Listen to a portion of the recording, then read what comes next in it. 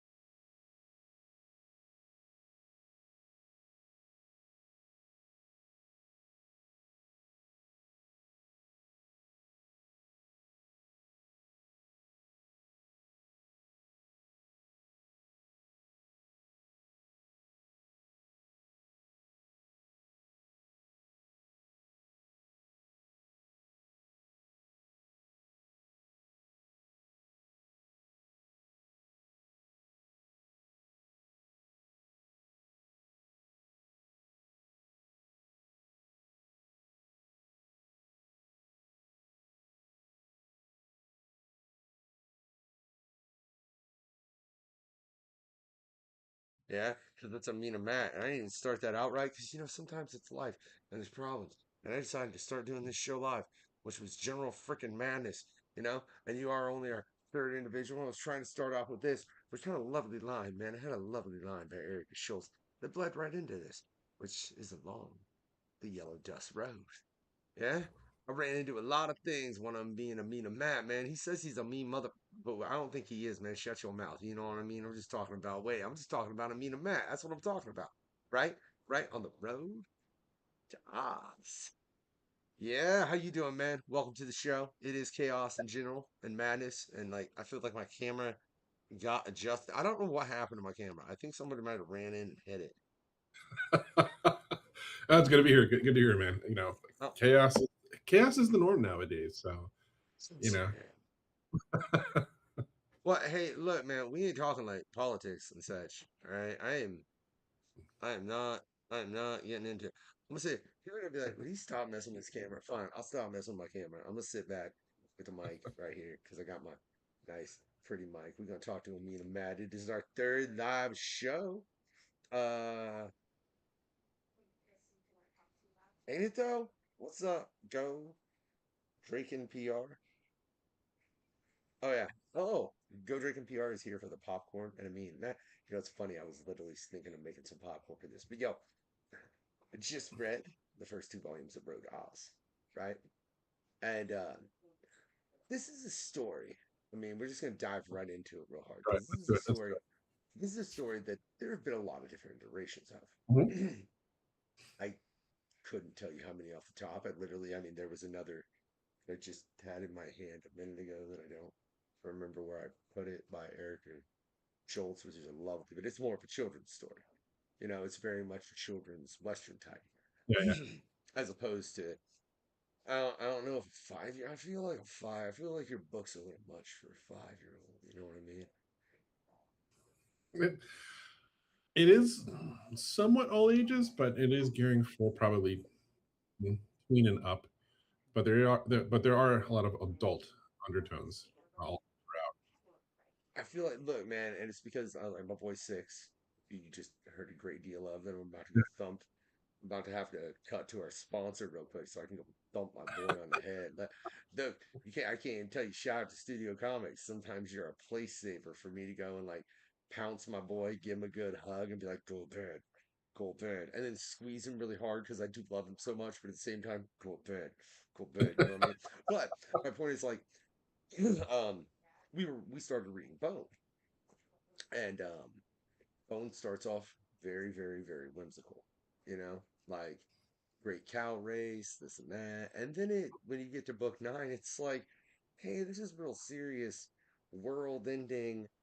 The two main characters that you've grown to love are beaten and bloody in a cell. You get to that point a little quicker, I feel like, and I feel like just reading the first two, there's something very very screwy happening. So, why did you decide to why did you decide to go to Oz?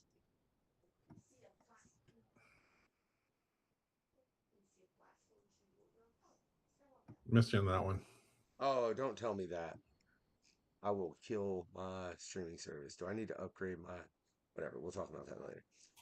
No, what made you in regards to that decide to pardon me, made you decide to pick Oz for this story? Like, was there something about it that, like, the story of Oz that you like? What made you think, "Ooh, I can add to this. I can use something." Or use with the fact that you had a You know what it story that you was? wanted to tell that fit in that. I mean, for the longest time, I was as a comic book illustrator. I was always doing. Did work for IDW, Zenescope, Moonstone, a bunch of other places. And I think that also kind of just looking at the industry as people were getting older, they never really had like their own thing.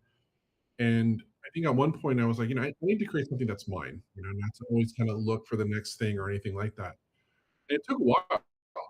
And I think it wasn't until the pandemic where I think everything kind of just obviously shut down that condo kept popping up over and over again. And when that happened, I think that's when I decided, you know what, I'm gonna go ahead and take that and let's see what I can do. But I wasn't writing at all. I was like, I don't know how I'm gonna do this. And so I just decided to do the most nerdy thing ever and just really look at books on storytelling and even look at documentaries of Pixar because it's like, they know what they're doing. Um, and I think slowly as I started doing that and then research, the pieces started come together. And I chose Oz because of that. And of course, obviously, once I found out that it was public domain, I was like, okay, I'm in the clear. I was like, because I knew Marvel had something out previously. Now, I wasn't sure if it was not public domain anymore, since it is Disney after all. But once I kind of saw that it was in the clear, and then I was like, okay, let me just go full speed ahead Real and quick. into my Oh, own sort of IP and concept. And then now I'm at where I'm at today. Where yeah, and what I realized, I mean, is I did two fatal errors. So here is a word from our sponsor. We'll be right back. We need to restart this whole commercial because people could probably hear Pokemon in the background. Please check out this amazing promotion that we have prepared with the questionnaire. I'm the unknown factor. This right here is the obscure fragment. Are watching this show Yeah, I'll do editing. with the questionnaire. So we've edited this awesome commercial to get you off. 90% off. We are not giving 90% off. No, I mean 9. How about 20? The only thing that you have to do is enter that code that you have right there. 9. No, 20. 10. How about 20? I'm printing your comics today with Studio Comics Press. Just use this code right here, right here, right here. Look, I put it somewhere. All right, it's probably actually right here, right here, right. It's right under your chin. It says Quest 24. That code you gotta enter in our website, and then you will get a whipping discount of 20% in any of the items or products that we have on the website. 9. 20. 9. 20%. 9. All right. 9. He wants to give you 9% off. I, as well as Alfonso over there on Studio Comics, want to give you 20% off. You can get it right there with this amazing code. Just enter it right here. Yeah, just right there. There. Use Studio Comics to get 20% off. Thank you very much. This is a special one for all our friends of the questionnaire. Type in Quest 24 when you check out, man. You can figure out the percentage you'll get right then because it'll show in your order. Yeah, Right? 9% off. It's 20%. The Questionnaire, the best current comic book podcast existing around. So happy to have Studio Comics as our very, very first sponsor. Say Studio Comics! Studio Comics! Don't forget to share, like, subscribe, and do all the stuff that you have to do. I'm the Unknown Factor with the questionnaire. Make sure you check it out.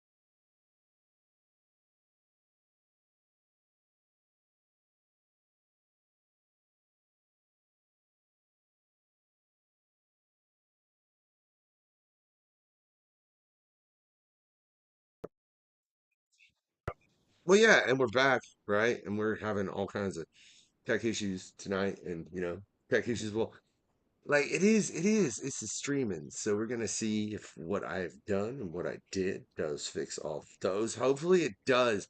I blame the dust. I I was like it. about, I like it. yeah, Where you going? I was about to be like, if you don't laugh at that, man, I'm gonna. And you know what else? You know what else? Your name's Joe Donahue. Did you know that? I missed the memo on that one. You didn't know your name's Joe Donahue, man. You didn't. No. All right, I No. swear that didn't just change halfway, or like right. And look, it's not Joe's not here. Joe's a couple days ago, right? Man, man, I swear it's a mean man. If I keep this up, man, I'm gonna see the I mean, you know what I mean? Maybe. Yeah, this is the whole reason we had you on was to troll you to the point to where we could, if I wanted to see if I could get a comic creator really annoyed and outraged to the point where they were like just willing to drive to Indiana, and it's just a ploy because I'm hoping you bring me some comics. I mean, we're already getting low residuals as it is. I really don't know what else you could do to.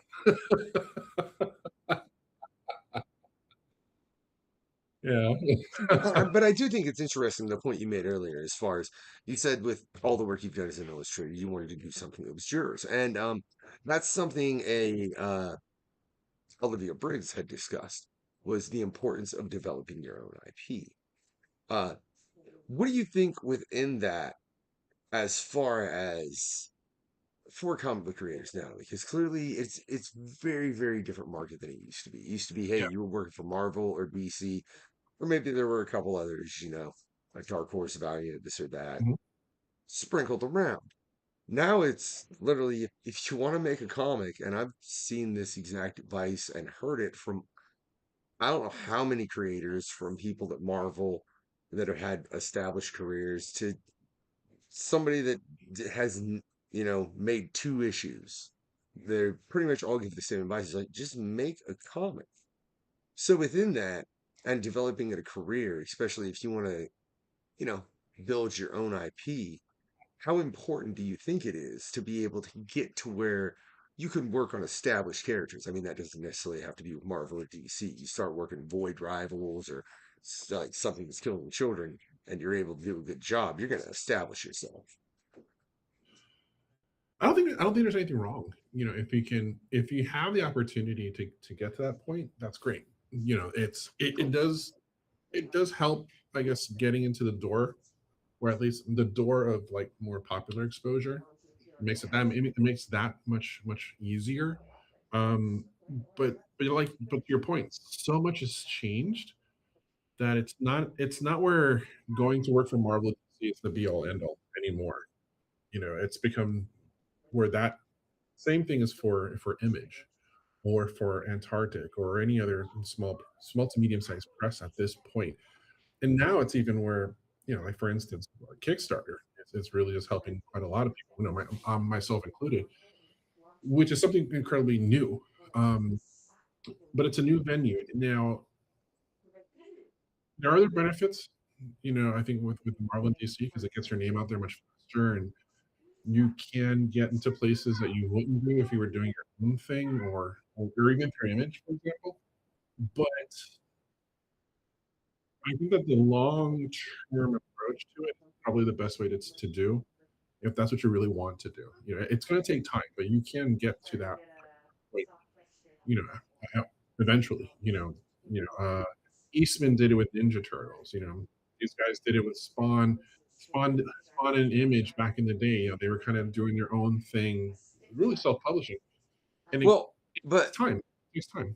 I see, but that's I appreciate that, but that's not quite what I asked. What I meant was, if in the current climate, how important do you think it is to be able to do something to where you're working on established characters to have it to where it's easier to move your own IP? Because I mean, you're talking about Eastman, you're talking about McFarlane, you're talking about and all these people that you're referring to as far as that had these properties. Um, they they were a while ago. I don't know that you could do what McFarlane and what Eastman or all of them did nowadays. Well, if you think about, for instance, like Ryan Otley, and although he did mostly Invincible, and that was just Image, and it started very small compared to anything else, and now that became like a really big thing. That's regardless of the fact that he's tied to whose name I totally forgot at this point. But I think nowadays it's not so important anymore. I mean, people there's been such a shift in readership that they're really looking for something else more than just Marvel DC at this point. We want news stories, something that's different. So being able to get into to do those things, that's great, but I think that in the readership itself, it's not that important. They want new stories. All I know is Go Drake and PR just literally said, "Trust in yourself." Hell, if Corey Feldman thinks he can play guitar and sing, which I mean, I guess that's, but at the same time, I think that kind of validates my point because if Corey Feldman wasn't who he is, would anybody go see him at a bar? Yeah, Oh, you think so? yeah. I mean, but with times, people are going to be looking at this. First, obviously, they're going to look at the art, and then they read the story. And if they get hooked with those two things, then pretty much it's just a steady climb to where you want to go and decide how you want to do it. But I don't think, yeah, I mean, I've seen tons of people that they're not interested in working for Marvel or DC, and they're still producing great work regardless. So that has been the benefit, I think, nowadays of having these alternate sort of venues or paths to kind of to have your own comic or comics, regardless if you're working with somebody else or if it's your own thing. So then that makes it really interesting now because yeah, there are people now that they have no interest for those guys or any of those guys, and yet they're doing just fine. Could they do better? Probably, but it's the same thing as like you think about somewhere like the independent movie actors and directors that they don't want to work with. I associate that a lot with that industry at that level and how things are nowadays.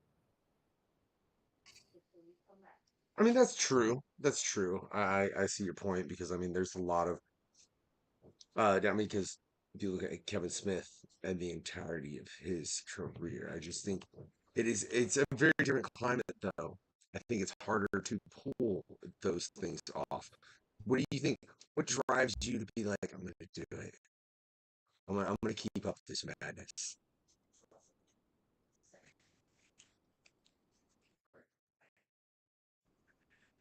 Me? So you're breaking up again. Yep, you broke up. You broke up there. Yeah. I heard what drives you.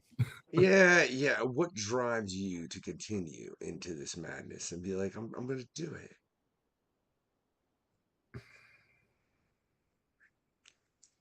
It's two things. I think the sense of accomplishment is one because it takes a lot to just get one book out. And I'm doing most of it on my own. I do have a letter and a colorist that I work with, and some friends that are editors. But it's a lot of work. That sense of accomplishment is one, and the second one really is once the book is a physical copies in somebody's hands and they're reading it, and I get I'll get a message or a postcard that took to get that book into that person's hand and to get that reaction, and it's addicting. It's like okay, that helps me push myself to want to do better on the next book and on the dialogue and everything else so that the quality of the book keeps going up, but also like the drawing and the storytelling as well. So it's one of those things where as long as people are really interested in it, yeah, and they're reacting well to it, I'll keep going until either I find something else or something. I don't know. I don't have an end. I don't have. I know how ends, but I can go for years on this. But it really depends. Years you can. I mean, it is because it's a very interesting story. I don't. Um, I'm trying to think of a name of a particular TV show because I swear it's one that took place after the events of the film. Because I can't think of many stories that like were after those events. I mean, I'm sure there's Yeah, there's a more than. couple. Yeah, Yeah, I'm sure there's plenty. Um, but yeah, it was like a show. I think it was on the Sci-Fi Network in like the 90s. You know what I'm talking about? I've there's a seen it. Tin Man was one that they did on sci. Ah, Yeah, yeah. that one was good. And obviously, clearly the name of Tin Man was the main character. What made you decide? We're gonna look. Issue 3 is about to drop. It's the Kickstarter that you can back right now. There's a link in the description if Mhm. I did my job. I think I did my job. Uh, that's that's terrible, man. It's like I think I did my job, right? But so we're gonna spoil the first 2 issues a little bit. What made you, out of all the characters, look at Scarecrow and be like, "That's the king"? Sure.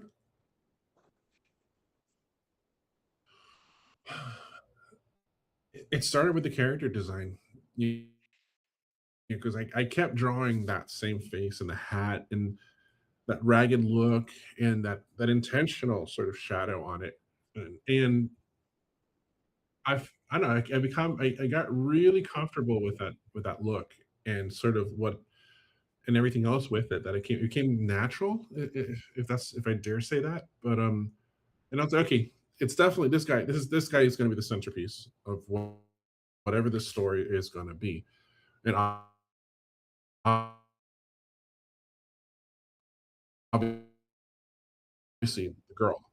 Um, um, what really helped me though not to I guess to develop his character and the storyline, dude. I went to the classics and I reread The Power of Myth by Joseph Campbell on the character arc, and I was like, okay, let me it work for George Lucas. It can work for me.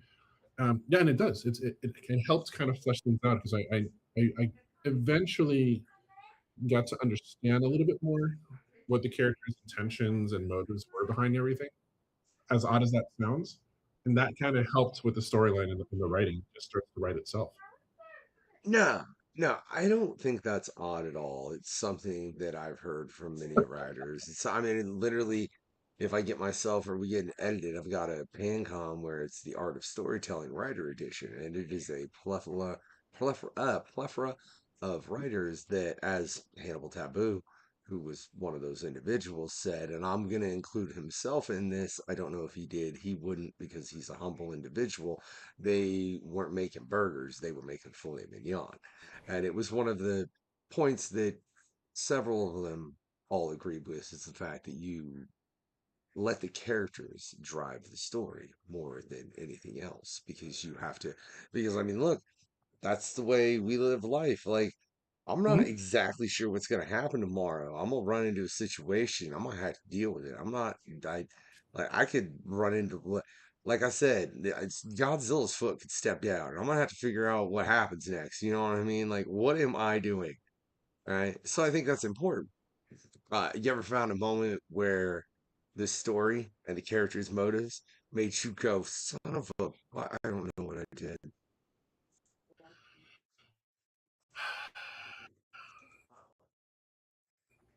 There've been a couple, but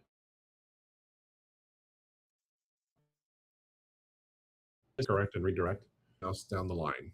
And so I decided just the same way I did with my artwork. I'll just kind of, I'm just gonna accept it for what it is and let it tell me, where things need to go. And that is what's kind of helped going from issue 1 to issue 2 and now to issue 3, where there was those little, I like to call them like literary ink blots, where instead of just trying to erase it and fix it, it's like, no, I'll work with it and see how it goes. And it's it's been part of like the creative journey for this, where I think that's what makes it enjoyable. And I think more so from someone who's more of an artist than a writer, it has enabled me to really embrace the writing aspect of it in almost the same creative way that I do when I'm drawing. So it, it definitely has liberated quite a lot of, let's say, false starts and insecurities that I had writing, doing all this. I'm gonna need you to elaborate how as an artist I need you to elaborate that statement exactly what you meant because it hurt my brain a little. I mean, it did. Look, no, because that's why I have another PanCon coming up. It's going to be our first live PanCon. That's probably also going to hurt my head more. But whatever, we're not going to talk about that right now. Where it's going to be the artist edition of the art of storytelling, and it's going to be Cool, a cool. series of artists. Um, I'm setting that up right now. It's not here nor there though. So I think it's interesting. You said that the way you've done this story, the fact that you were an artist helped you in the way that you do. Explain yourself, man. Okay, all right. As anyone who's ever tried to draw, and let's to make it a little bit more obvious that you're trying to draw with ink, everybody freaks out the first time because you want your line to be clean, you want to be crisp. As soon as the ink, especially if the pen has a lot of ink and it just blots itself all over the page, a lot of people start freaking out. Oh my god, I gotta fix it. Oh my Jesus Christ! Usually, what I've done in those situations, when I first started, yeah, I was one of those people. Like, I gotta get the white out. I gotta fix it. As I've kind of developed more, and I think been more developed, and I guess more confident in the work, I don't let those things stop.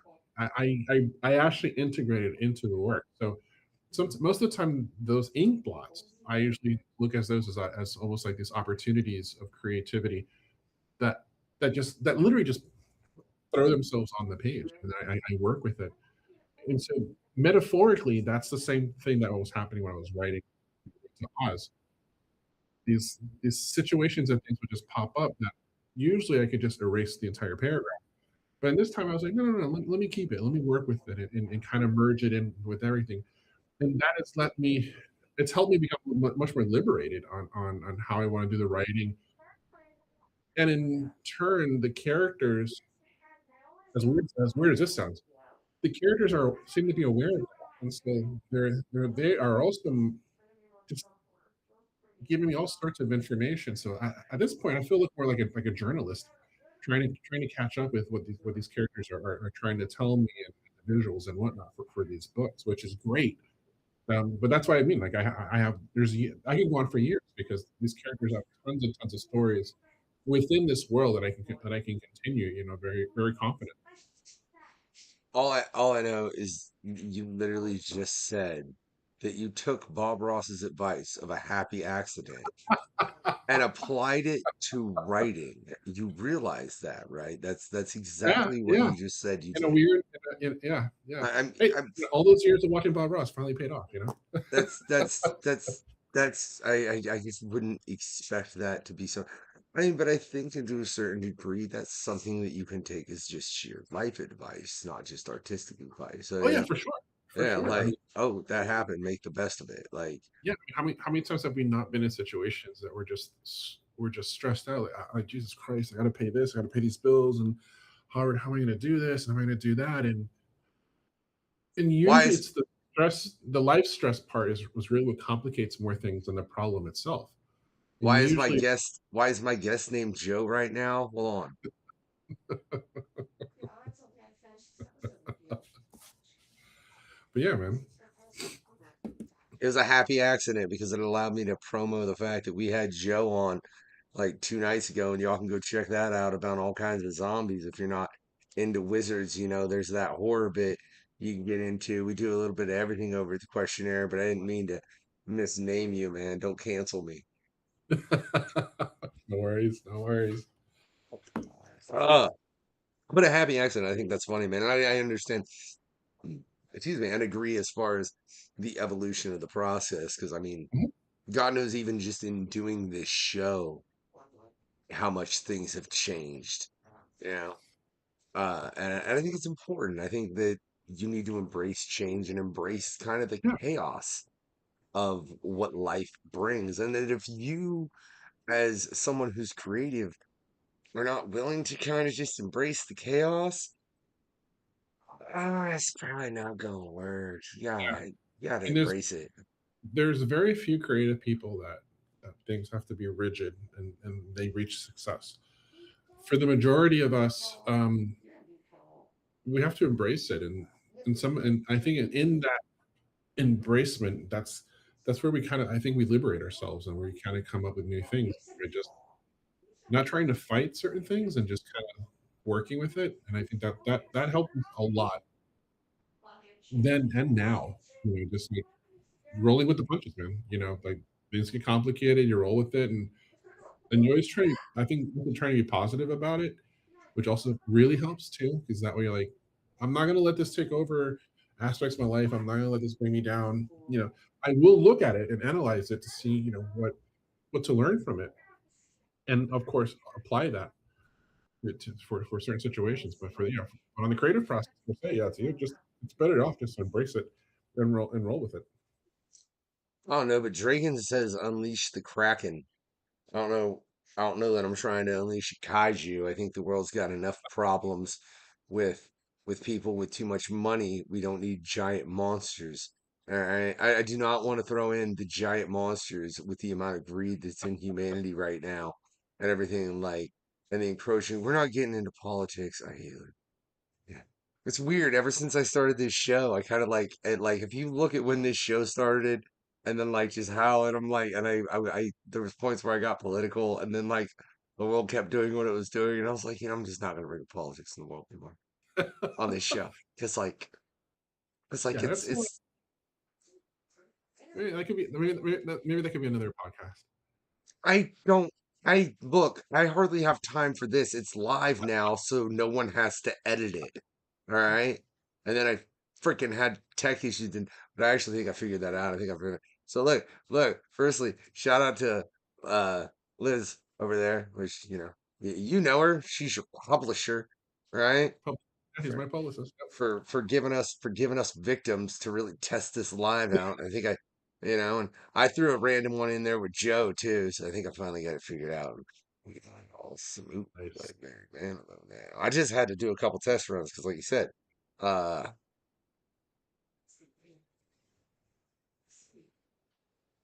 okay, Oh, you're Draken knows you. I wasn't frozen. I was reading a comment, man.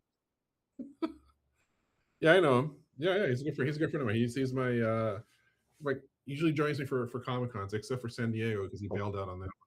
Oh, yeah, he said I need to do something with my mic. What's wrong with my mic, man? You don't like the sound quality of my mic? Maybe I'm just too loud. I don't know. I haven't really had time to set that Or properly. he's I getting know I aroused. Who knows? He's just harassing me. You can't even harass people, Draken. The hell, man. Did you back his Kickstarter? Did Draken back your Kickstarter? Now I'm gonna start giving him hell. She did. Okay.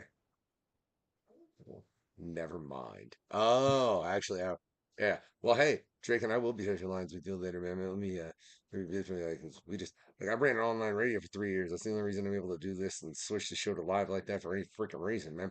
What was it like as far as for you to go from working to publishers to suddenly ooh, I'm gonna work on my own book, right? Like, what was that experience like? Because I mean, that's a totally different beast, man. As far as all right, here's your assignment.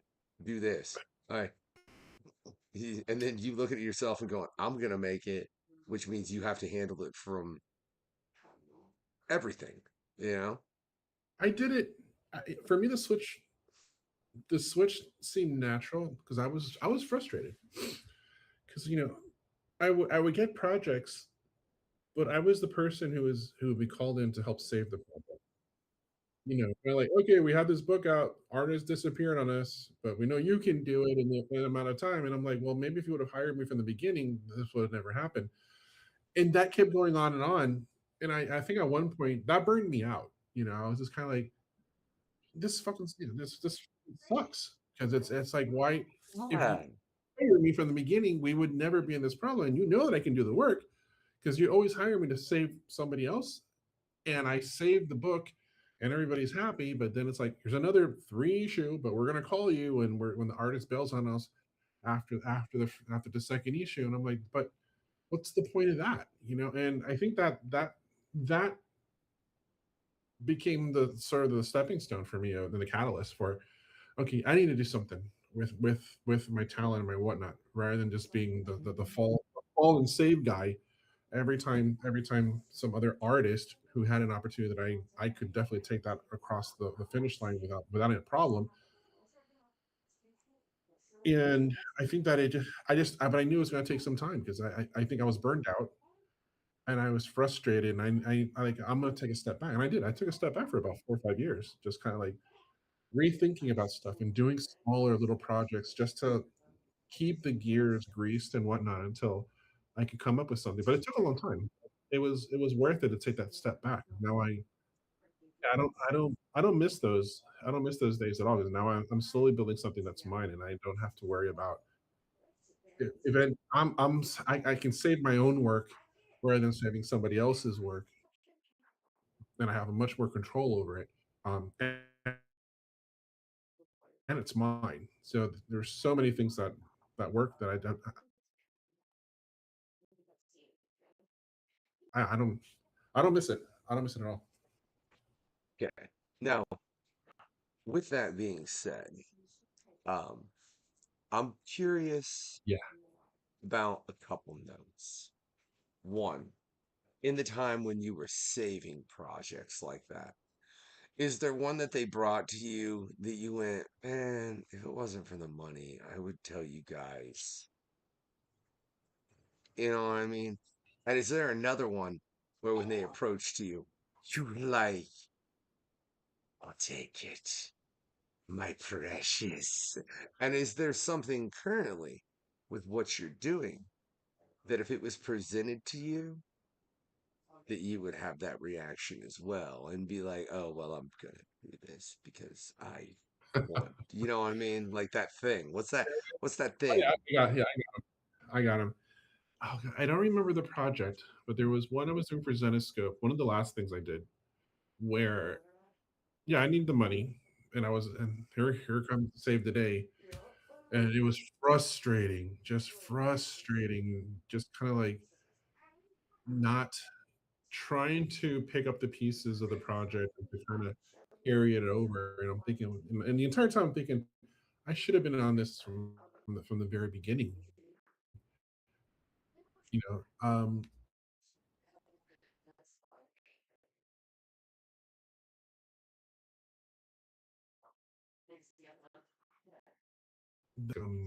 which was ID with IDW years and years ago. Wait, wait, wait. I was being on Yeah. tryouts for. Uh, Sorry, I mean, you cut out for a minute, man. Can you come? So the cinescope, what was the issue? What was it? Yeah. Oh God, I don't remember. It wasn't it What? wasn't Grim Universes. That one I finished, but it was one. I don't know if it was maybe Irresistible.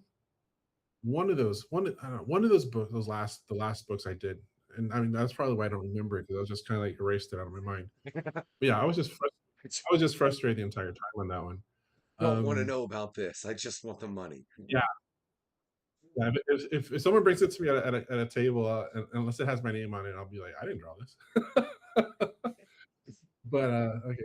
And then the one I really really wanted, and I was pushing really hard for it, and this was in the like about a decade ago, actually, with IDW. I was on tryouts for Ninja Turtles Ooh. before it really took off. And yeah, can you do some sketches? Can you do some other stuff? And it was literally like on a weekly basis, a couple drawings here and there, blah blah blah, and going back and forth and this and that. And then that I didn't get it, and I forgot who got it, but yeah, it was like, oh man, like so close. Oh, we'll keep you in mind for the next one. I mean, but yeah, that never happened. And I'm like, okay, that would have been cool, because I had done some really cool drawings of the characters, and I really was like, yeah, this is gonna be a lot of fun. But that didn't happen.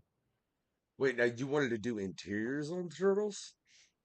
Okay, Hmm. because I know. Look, we're just gonna totally change, and then I'm gonna go back to that here in a second because I through all the artists I discussed, I know for a fact that there are artists out there that are like, I will not do interiors and do a book a month. Like I won't do it. There are other artists that are like, I'll do a series a year and I'll do 6 to 9 books, and that's all that I'm doing because of what it is to do interiors, especially based on the fact that the art that is expected nowadays is at a higher level than what it was in the 90s. It's a little bit more, you better, hurt like this is something like when we have Mark Bagley on, he discussed he works 70-hour weeks Mhm. to push out uh a book a month when he was like Yep. doing Ultimate Spider-Man. That's a lot of drawing, firstly, and that's how you get really good at drawing for everybody out there. You go and you draw 70 hours a week. You'll get really, really good at anything that you do for 70 hours a week. I don't Yeah, care if, pretty much. yeah, like go punch a tree for 70 hours a week. Eventually, you will be able to walk up to a tree and just and split it in half like your name was Goku. Okay, draw for 70 hours a week. You'll be able to do amazing things like the people we have on this show. Um, but with that, like, what's your thoughts on that with interiors as opposed to people that just do cover work? Because you are aiming for interiors in that. Yeah, You seem like an interior guy, not a cover guy. You're like, I was give me the I was interiors. all for interiors because I knew how to carry the story. It that's for me drawing the interiors is not, I don't want to say it's not that hard, but I have a better process to kind of go through it all and whatnot. And because I was going to have an inker, Ah, I was like, right, that's great. Then I can do quite a lot of stuff. I can be loose and tight in certain situations. Um, and the scheduling for that, if I recall correctly, yeah, it was about, yeah, 24 pages in about 3.5 weeks, or roughly. And I kind of like, okay, I can do, depending on the script and everything, like, yeah, I can do like a page or two or three a day. 'Cause that's all I was going to be doing, because it would be allow me to do that. And seeing that the stuff with Zenoscope, and the early stuff with IDW, I was cranking that stuff out pretty fast. So I was in I think I was in a really good spot where I could take the interiors and just roll with it, and really just make it work.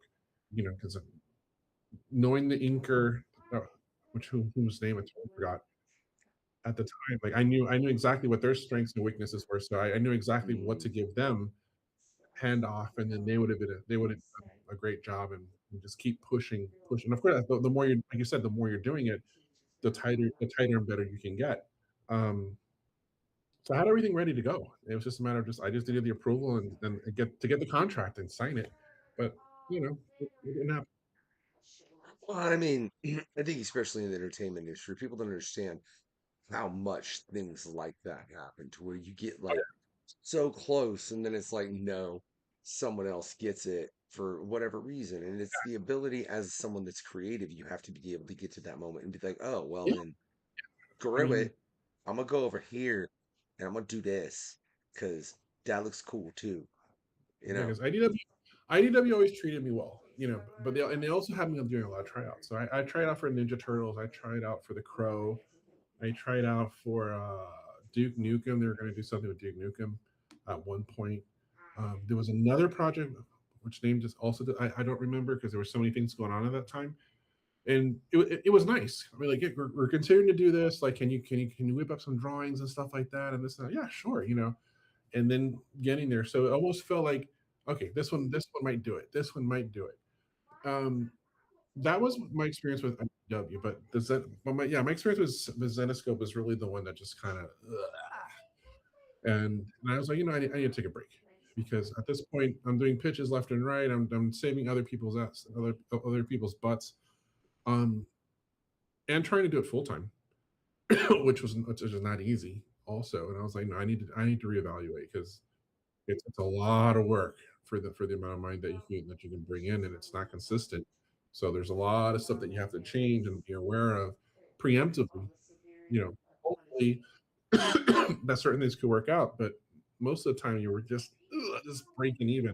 And that's where I kind of decided, I need to let me take a step back and then figure something out long term. Um,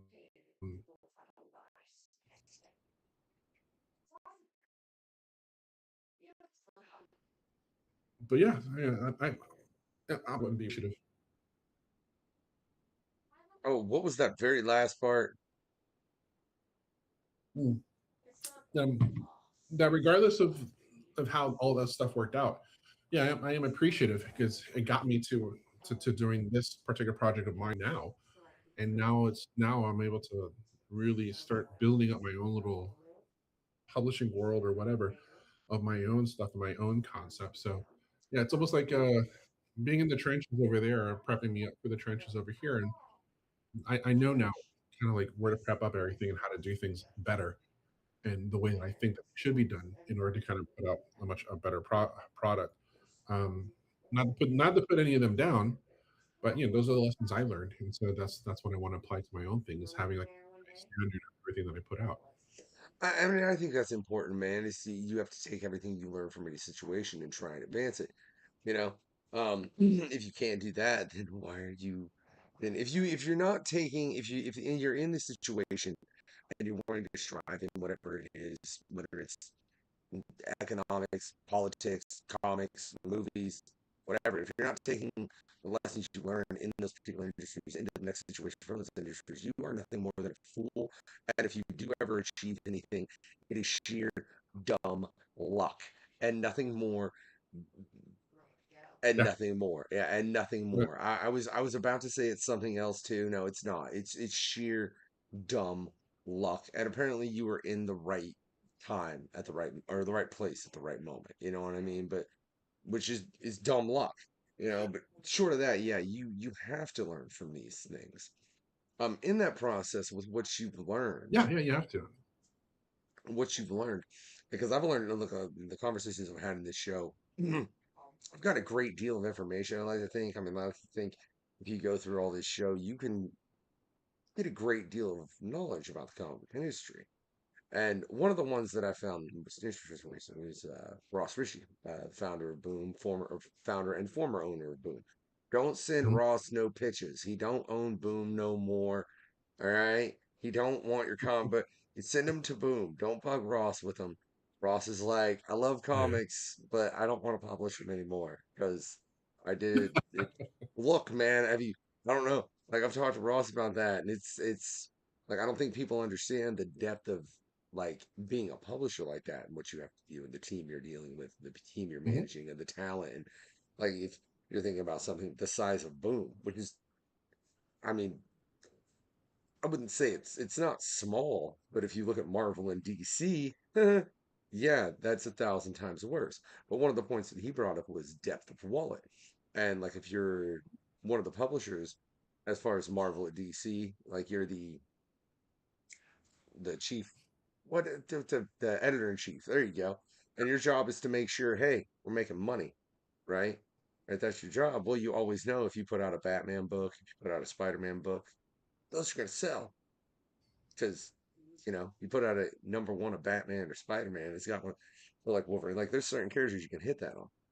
What's your thoughts on that independent with what you're doing with the background that you've done, what you've established yourself?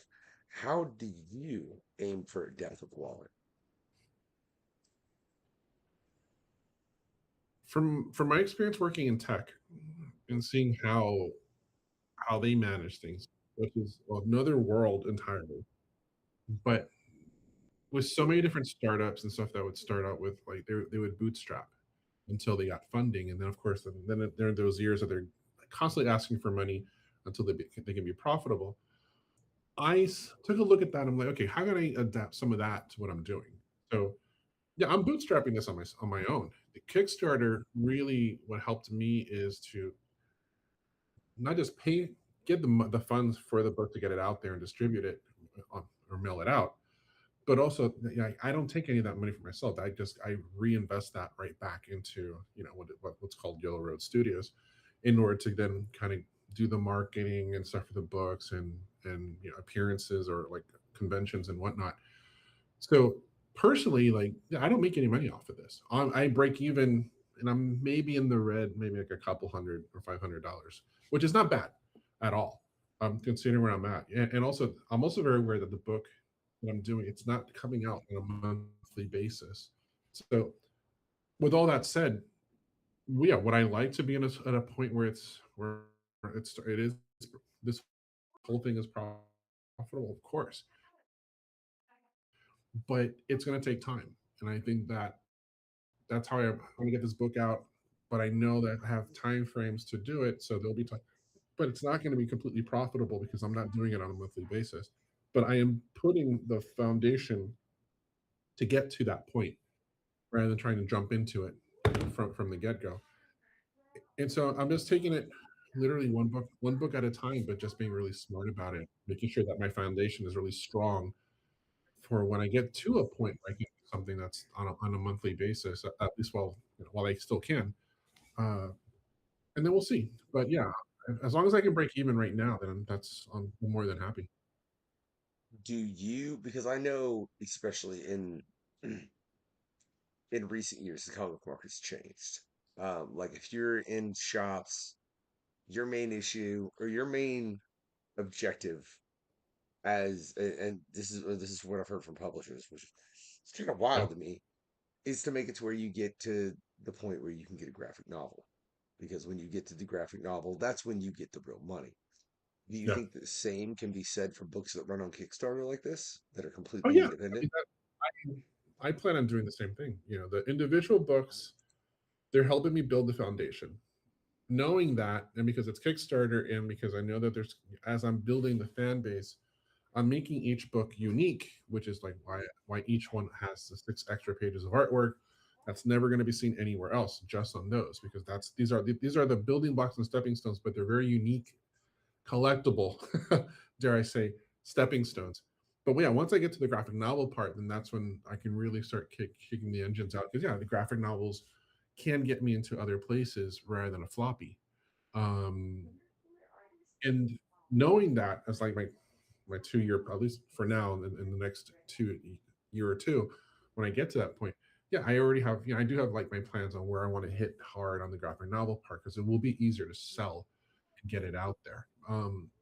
But in a way, like, I had to create like a whole business plan in order to know like what I'm going to do, how I'm going to do this. I remember Sean Gordon Murphy a couple of years ago. He had talked about the 5 year plan.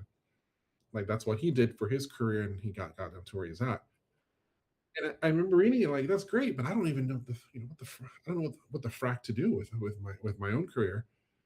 And it wasn't until I started doing this that I was like, wait, let me take a look at that 5 year plan again. And I just changed certain things out to apply for myself, but stretching it out a little bit more to be more realistic. I have other stuff to do. I got life stuff that's going on. I'm marriage and work and some other things, but I can crank out the work. But I need to be realistic with my situation on being able to get the best work out within the time frame. And yeah, so far it's worked out. Just a lot of patience, really, to tell you the truth. But now the fruits of that patience are starting to pay off, and in ways that still surprise me. On a monthly basis. Of course, this is where I do the plug for Liz, because she's been a great help and on those things, to get in there. But if I hadn't been realistic about all this, I wouldn't have been in the situations that I've gotten myself into happily in the last year or two. So how many issues are you planning before you drop that first graphic novel? So the first, originally, when I first did the Road to Oz, I did it as a graphic novel. So the equivalent of 4 issues, 32 pages each, and that was going to be the first graphic novel. I broke that when that Kickstarter didn't fund. I broke it up into the 4 chapters, which is what I've been doing. That has been funding. So once the fourth one is done, I'll do a graphic novel. Of course, I'll have to add some extra pages to it to make it unique, which will still work with everything that's out there, and then I'll be cranking out that. But my intention really is 4 volumes, 4 chapters each, and this is the first volume. So if everything continues going well, then I'll continue on, kind of like Bone, if you think about it, until I get to that point. But in between that, if there's a lot of interest and it really takes off or whatever, I can I have plenty of space to put like filler material, just really explore some other aspects of the story that have just been screaming at me for a while.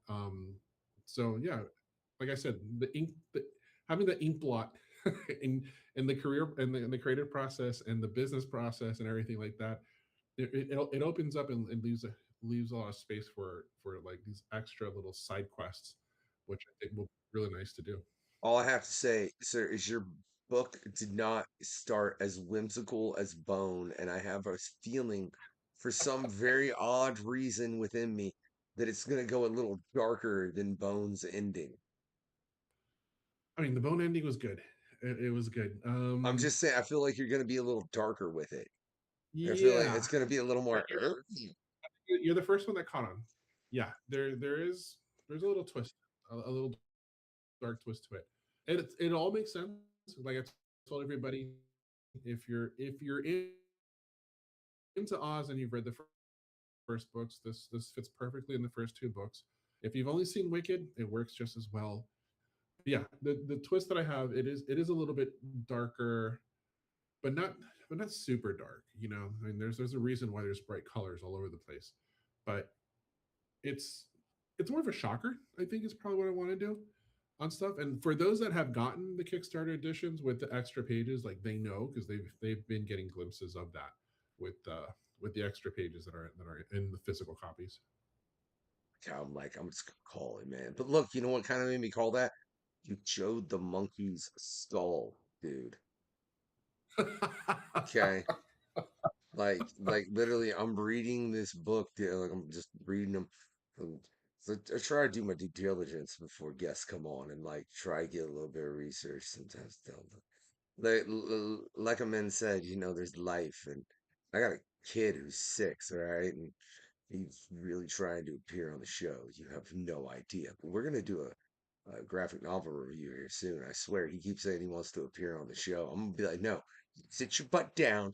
We're gonna talk about the comics that I've read and that me and you've read together. We're reading a lot of Dogman right now. Like I said, we've read Bone, we've read all kinds of stuff, man. My comics have been an avid thing to help my boy read. Anybody who's trying to get your kid to read, if you are not at a library getting a comic, I don't know what is wrong with you. Um, tell me I'm wrong, man, for real. Like, you know, like that is the great. And I know you don't have kids, but it's that whole aspect of like if you look at literature, it goes from like picture books, and then it goes pretty quickly, at least in the mainstream, I'll say, to where it's like, okay, now you got a book. You know what I mean? Like you had a picture book with like 2 sentences on it. That's where you got to before you jump to books. Everybody just skips comics. I don't understand it. They're a great middle ground. But yeah, you showed the monkey's skull, all right? Like and that was the end of the second issue. I do not expect it to like that if you showed that, that cannot be the especially if you're telling me you've got 4 volumes, 4 issues each, making it a total of 16 issues. That means by the Mhm. time you get to issue 16, you must top that moment Oh yeah, significantly because you've had to top it again and again and again yeah, and again throughout the series. So yeah, yeah, like I said, it's probably man, how people not catch that? You showed a monkey's skull. yeah. I mean, it's as as a brown coat because I am a big Firefly fan. Obviously, going into the writing of that and listening to the how the writers are dealing stuff. Obviously, a really great I guess TV show. You want to have that cliffhanger at the very usually within the end of the episodes and even between the commercials. And I adopted that with the Road to Oz, kind of like thinking, and it's just things that as I was growing up, what I liked about comics was like those cliffhangers and just kind of like, what I gotta wait 30 days for this, which of course in my case they have to wait a little bit longer. But it's like, okay, those are things I liked. I got what and I kind of sprinkled those all throughout these little cliffhangers instead of just giving you everything. I kind of give you just a tease of it for the next one, and then the next one is just really nothing compared to the other one. But this is all intentional. Like I said, it took me some time to figure it all out, and I've laid it all out. But I've allowed myself to kind of also like when new ideas come, like, ooh, where could this fit in sort of like the heat meter, the wow meter? Oh, okay, I can put it right over here. Does it work? No, I got to put it over here. and work it all out. Now, how it's all going to end, which I think for me, the biggest struggle at the very beginning was how is this all going to end? And I found I got it. I got my end, yeah, and I got my ending, and so everything else now is just kind of like, how can I can't top I can't top the ending at this point, but I can Well, have a lot of you fun can on the. always top it, man. Like, come on. Like, all you gotta do is be willing to like take Oz and be like, "Oh, we're gonna get really, really sick with it. We're gonna get, we're gonna get like Doug Wagner level sick. All right, we're gonna like have somebody break out a spork and like scoop I Dorothy's mean, brain out. I there's a don't lot know. of stuff that's going to happen as the Look. I hope but you're. there, yeah. I really hope you're not gonna take my suggestion and have somebody pull out a spork and scoop out Dorothy's brain. Why do you look like you're thinking I can about say for the that? I can say for the artist edition. How about that? Just for you. I feel like, look, I wouldn't have said that if it wasn't for Doug Wagner. In fact, he's a general madman who writes madness, and I love it. But that's besides the point. Yeah, yeah, but I wouldn't expect it quite that dark, man. What do you have anything else? Like, you have any other ideas? I mean, you got these 16 issues. You got that. Is there anything else in your brain that you're like, "Ooh, I want to make this Yeah, IP too? actually, no, I do. I do have one of the, I guess, the blessing in disguise of start starting this project and going through it is now the ease of use. So I am still fleshing out a horror, somewhat body horror story. That'll probably just be one issue, but one issue being like 32, 34 pages because it has to be done right. So I'm working on that one because I really want to do like a horror stuff. And I was like, okay, this idea came to mind and like, okay, I know how to develop it. Um, just trying to do it in such a way where it works. Um, but it's going to be a lot of fun to do. And then I have another bigger project, which is going to be based on so in Puerto Rico, where I'm from, they have this really big event at the beginning of the year called I think they call it the San Sebastian Patronal Saint Party. Literally, the old town of Old San Juan for about a week becomes a really big party with I think there's like at this point like maybe 450 or half a million people that show up for that.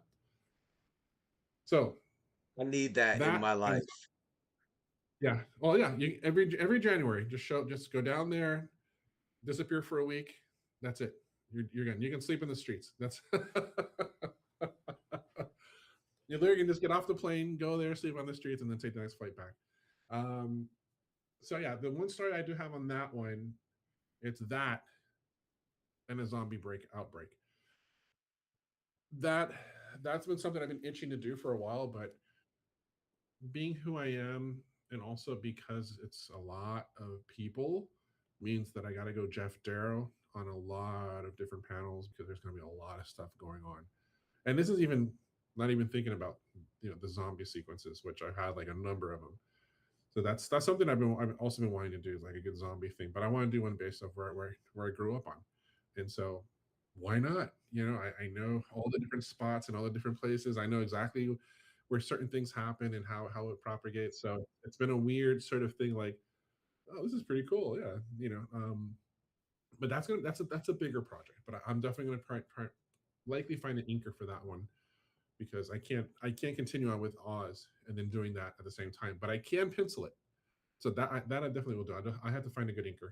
So that hopefully we'll see if sometime next year I can at least get the first issue of that one out, and then that's going to be another big blast of just We're gory gonna, ass. uh, I mean, we're gonna have to dig into that a little because, earlier when your name was Joe Donahue, Yeah. it was Joe who was our most recent live, and he was releasing Morsels tag along, which is a zombie story.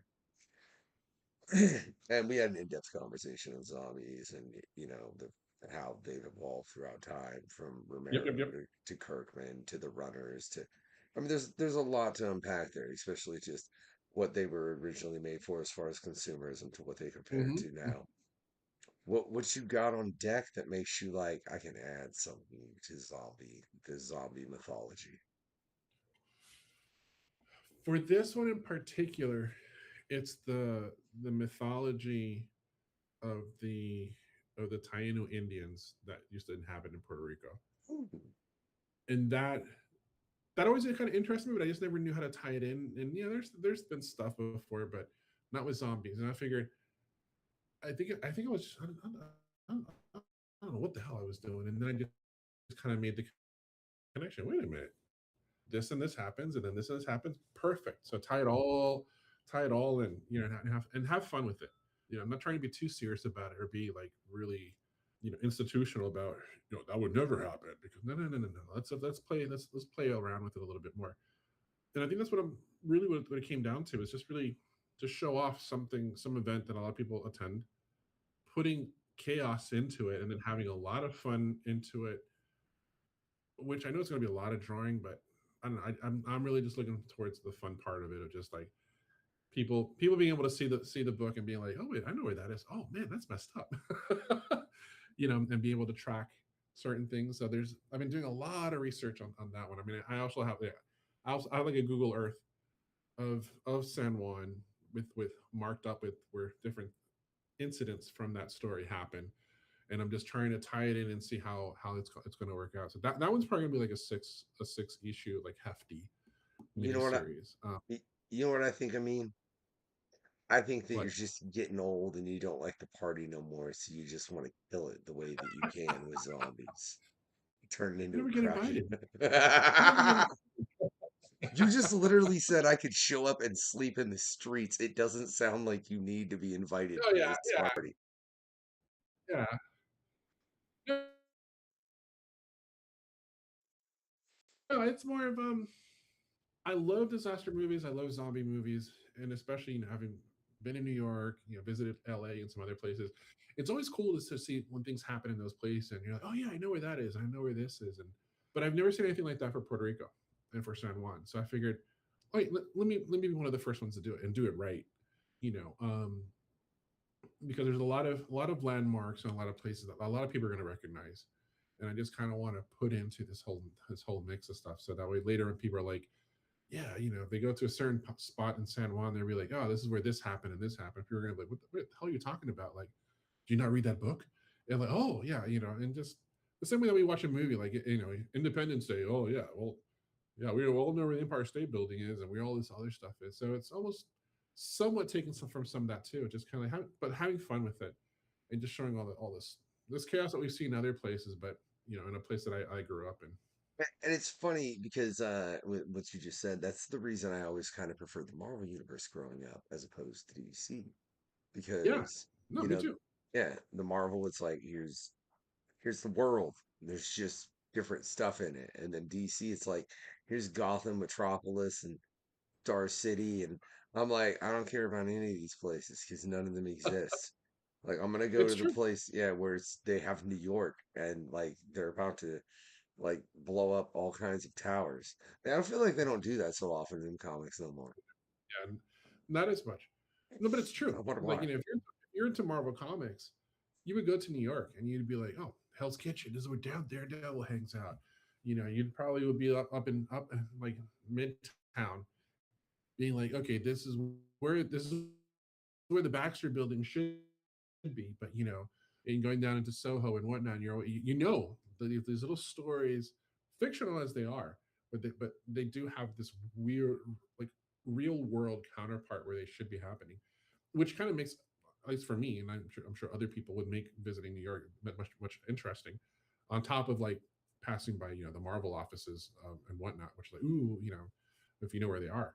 Um, yeah, I kind of wanted to do that too, because I don't know, the DC stuff is okay, but we can't visit Metropolis. We can't go to a Gotham City. There's pieces of it in every city in the world, but it's not like you can be like, oh yeah, like this is the Iceberg Cafe. See, you see right there? No, that doesn't exist. But you can visit a cafe that Tony Stark checked out, or even the Thing who likes to go buy his cigars. Those places are real, and you're like, okay, Yeah, I think that definitely adds something to it. And I think especially when you're doing it with a zombie story, because that's something that's very yeah, visceral, you know? So I think those are things that are best placed in the real. I can't even think of a zombie. Is there a zombie story that's like placed on not Earth? I mean, besides some cheesy sci-fi story, I'm sure there's sci-fi zombie movies. I'm sure I can't think of any of them personally. The I thought, film, I like thought there was, I thought there was one like I might be mistaken. I thought there was like a zombie moon story or something like that. if there's not, you just caused it. Maybe. Yeah, yeah. If it hasn't happened, somebody just heard that idea and went, "Hey," Yeah, I just started writing like zombies and yeah. yeah. I here's a question: if there's a zombie in space, would just the vacuum of space kill it, or would it just be frozen to be then thawed and kill you later? I mean, if you want to be scientifically accurate, then it would be frozen, ready to strike if it got defrosted. But that's not fun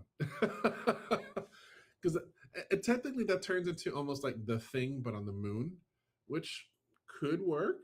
Uh, no, I probably would have them where they're frozen. They can still move, but they're just really really slow, which makes things even creepier. So that would almost as an ode to the original Return of the Living Dead or Night of the Living Dead. Just kind of like they're slow, but they can still kill you.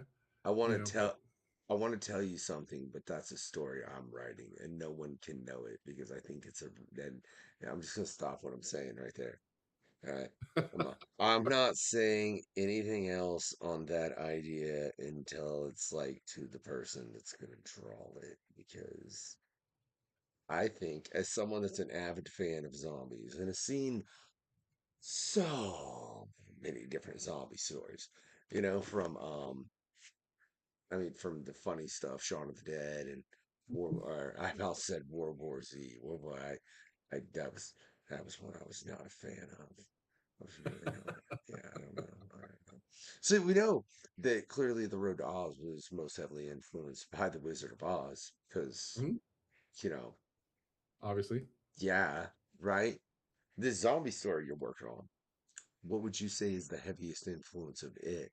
That's a fictional influence because obviously you have Puerto Rico and the area that's going to be a heavy influence on it. But what fictional thing is like, ooh,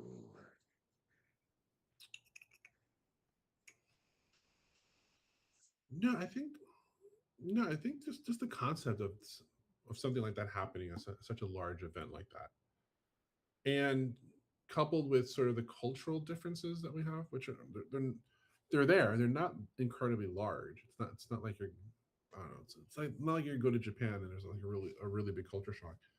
But there's certain little things that make it a little bit different, and I think that is what kind of enticed me to like look into that and kind of develop it a little bit more and do a lot more research as sort of like the next big project. Um, but it's totally true. It's been more of just connecting it with the storyline of the origins of the island, with the Indians, the Spaniards, and everything like that in its history. That I was like, okay, I can take a little bit of this and a little bit of that and sprinkle this fictitious event here and there and kind of really play around with that. Yeah, there are political aspects to it too, because it's that's as some people would say, if you're from Puerto Rico, your pastimes are based on politics. So that's I'm obligated to do that. So there will be some of that in there as well. Um, but even though it's all in there, I'm really just looking forward to just like the fun part of all this chaos and stuff going on and all these little moments that will be everyone will be able to enjoy. But if you're from the island and you know the culture a little bit more, you'll be like, oh, okay, that I get it, I get it. I think it's really like that's awesome when you put things like that in a story. For one, just the fact that and I've said this, and I always say it, stories are important for us to learn Mm. about one another. You know what I mean? It helps teach empathy and Yeah. sympathy towards one another in the situations that they're in, and just being more aware of other things like that. Also, you know, there are people that are there and they're like, "Oh, that's really cool," right? Um, I want to like what kind of zombies? What are you doing? What are you doing? Are you like full tilt runners? Are these little stumbling zombies that aren't going to be much of a problem? Or are you gauging it somewhere in between? Because I feel like in a zombie story, that that's a heavy influence. Like how much are you? And I think it definitely makes the zombies a different character within the story. Because if you have a zombie that's just jambling along, then as long as you're paying attention and you don't get around a horde, you should be okay. Now, mind you, with this situation you're starting it in, that's terrifying regardless of what they are because things are going to happen in the crowd very quickly and it's Yeah, going to yeah. But if it's runners, everyone's dead. it's funny. Yeah, that's the thing. I mean, the runners have their own sort of really creepy aspect. The slower ones as well, and the ones that are in between, they kind of do it. Yeah, I've that's one where I might do something in between because full on runners. I mean, that does make sense on initial. I think conversion of the infection of whatever the infection is because you're not fully dead. But as time goes by, like no, things decay regardless. Um, but yeah, I probably might do. It might start off maybe with the runners just because how fresh everything else is, but everything else will probably find some sort of where it's going to be a little. They'll run definitely a little bit faster than the Romero zombies, um, but it'll be more of the creepy factor of they're there, they're not there, you're not really sure because they'll be incredibly quiet. At least the ones that I'm thinking about. Um, It's just rude. God, man. yeah, I mean it's like what really caught me out. Which one was it? It was the Zack Snyder Dawn of the Dead. Great intro, Oh, awesome intro. That was like mm. the best intro for a zombie movie I've seen in a long time. I was like, I love it. Nothing scared me. Nothing, It wasn't until which it was. It was the zombie that it was. It was only had the upper portion of it, and it was just kind of like doing like the monkey bars thing in the garage. That means that it still has agility, and it's still until it found its prey. And I think that kind of stuck with me. Like, okay, I might adapt some of that into the story. Hey, Okay, I what see is, that yeah, what is the Kickstarter in for Oz? for You that don't one. know. He doesn't know. He doesn't know. Uh, well, I mean, for not for the zombie one, not yet. No, If for it'll the one that's 2027 for for the sure. one that's for I the one don't know that's January, but definitely between. No, for the Road to Oz, I have the Chapter 3 Kickstarter running now yeah. until Monday, Tuesday, which All is the right. last day. All right. Chapter 4. Hold on, where are we? We're like what? Is it May? Yeah, May, Yeah. June, July. I think that Chapter 4 Kickstarter should kick in around late July, August, probably when I get back from San Diego Comic Con, more or less, um, to do that. And then the graphic novel, I'll probably do it like in February of 27. And then for the zombie stuff, that'll probably be like maybe in July for at least the first issue. So fingers crossed on that one.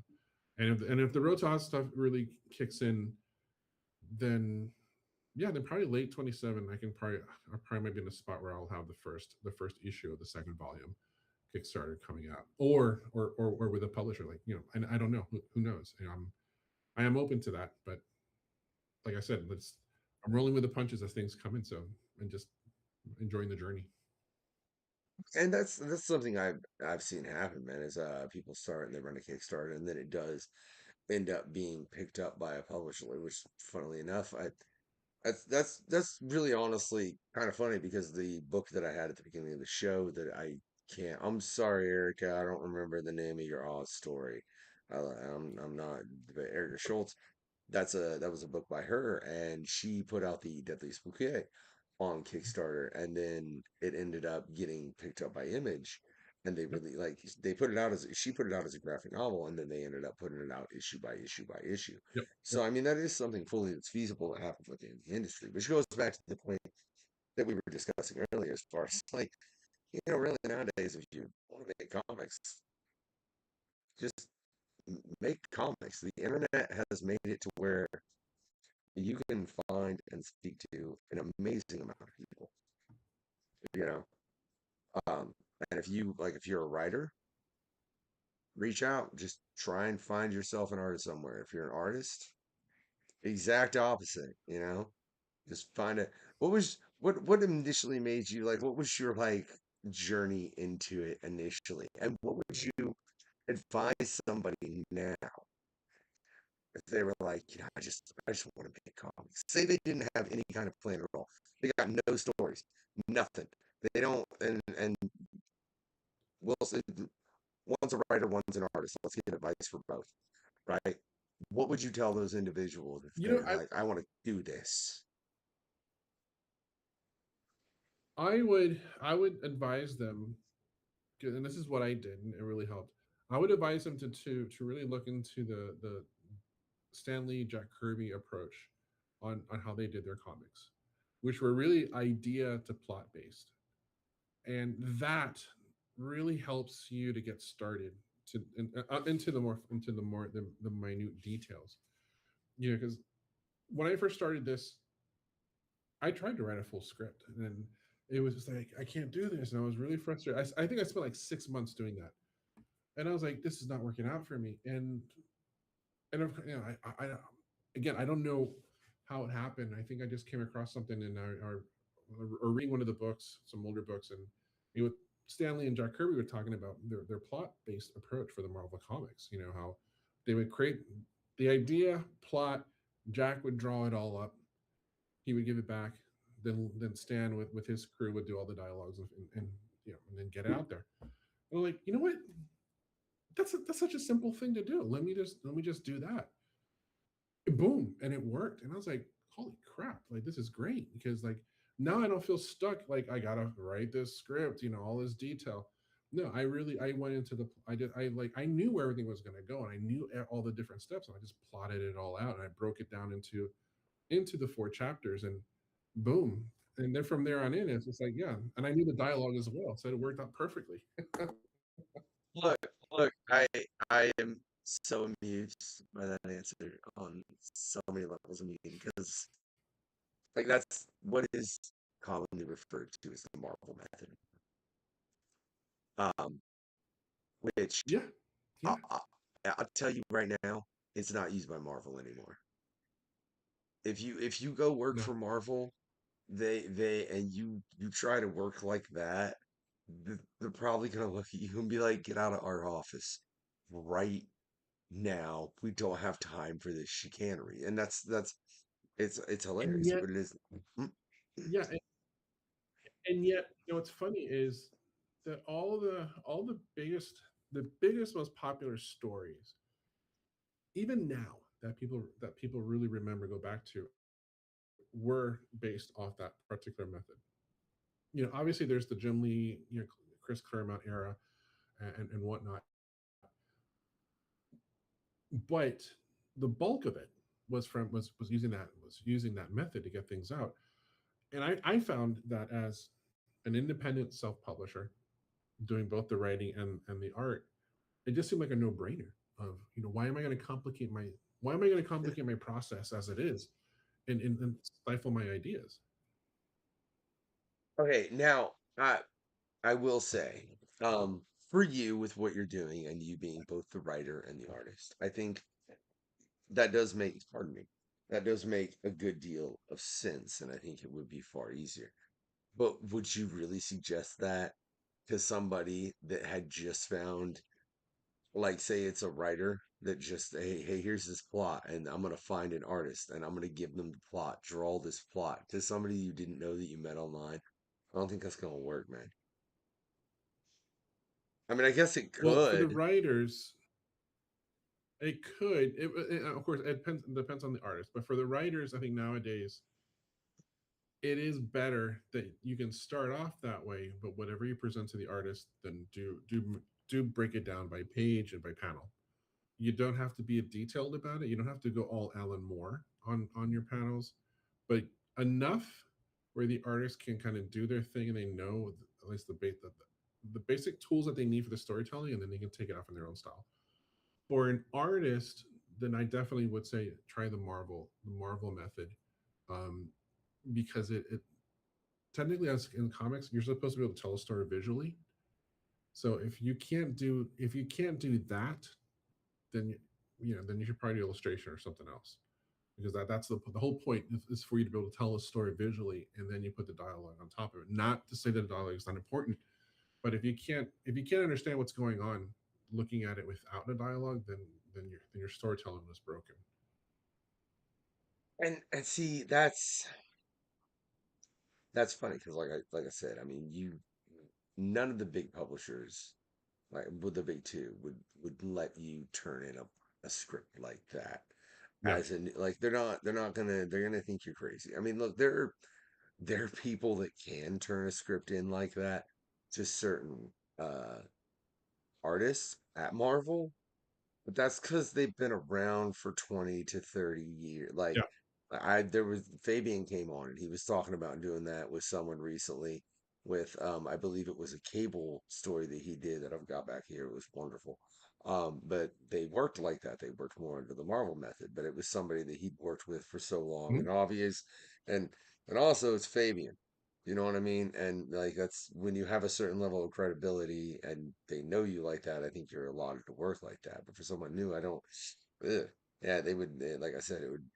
Yeah, Yeah. you got to do it. Yeah, whatever But that's the thing, because if for most of the guys that the scripts, if you're going to write, then the scripts have to be precise. Page, panel, have all your descriptions, any references of buildings, you got to mention all that stuff. Um, and then for the artists, if you want to do stuff for those guys, you have to have a completed script to accompany your completed artwork. Because otherwise, yeah, they're gonna be like, did you follow a script? Because they want to know that you can follow instructions on certain things. And also, and most of this, at the end of the day, it's Warner Brothers and Disney, so they want to make sure that you can do these certain things without going off on these tangents and creating problems. That that is part of that. That's part of it. But yeah, but to get from one point to another, it's that you got to follow instructions, but you had to be creative about it and you have to be bold about it. So it's I know for most people it is sort of a struggle. Um, but I think you just have to keep practicing it, and that's why you want to do stuff with smaller publishers to fine tune your craft and get to a point where you get like that, and that's fine. That's fine. You get self published too, and you can get to that point too. It really depends. Some people get there faster. Some take longer. It really depends on if you're willing to learn, unlearn, relearn, and continue that process.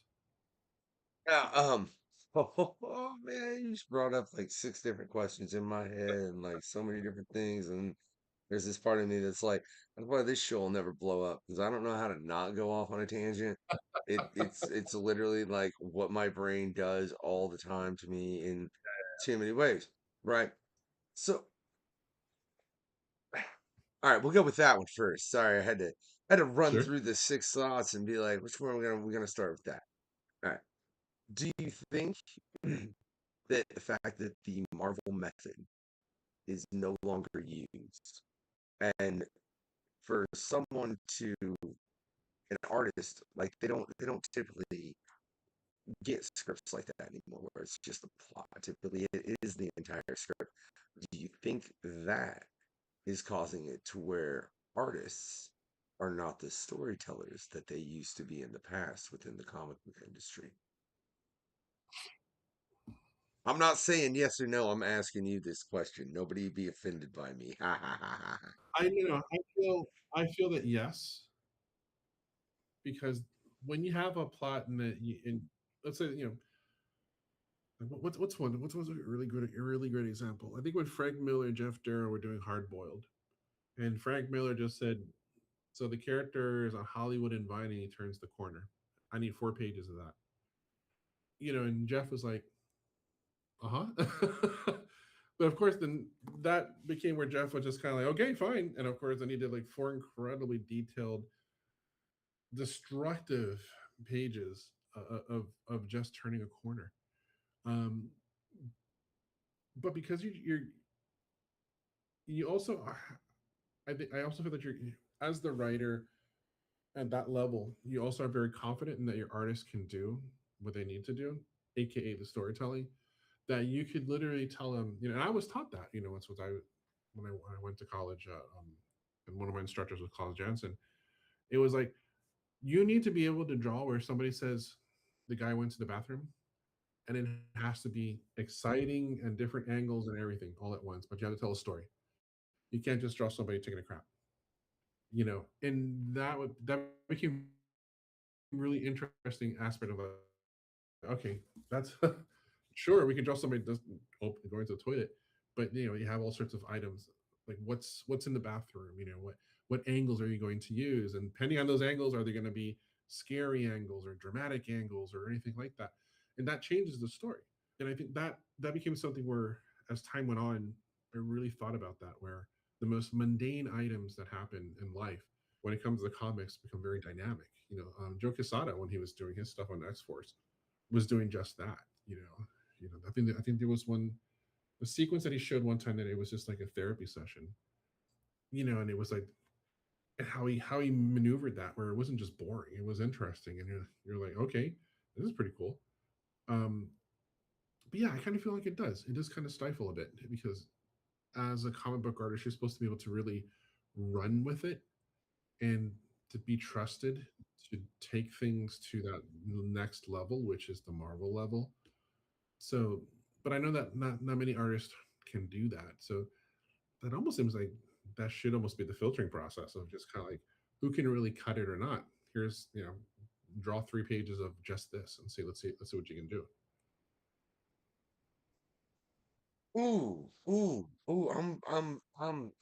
I'd like to see, and I'm not, and I'd just like to see that if you took that and gave it to like everyone on any major book, right? And I mean like anything, like I'm counting every Image, every Boom, every Dark Horse, like all these books. If you're doing interiors, I'd love to see all those artists be given the same assignment all at once. None of them know it, and then like, all right, everybody that didn't do this, like, I mean, don't like get rid of them, but I'd just be curious to see all the results, Yeah. because it would, I think it would quickly tell you that, okay, well, these 5 guys, they should be working way more at a way higher level.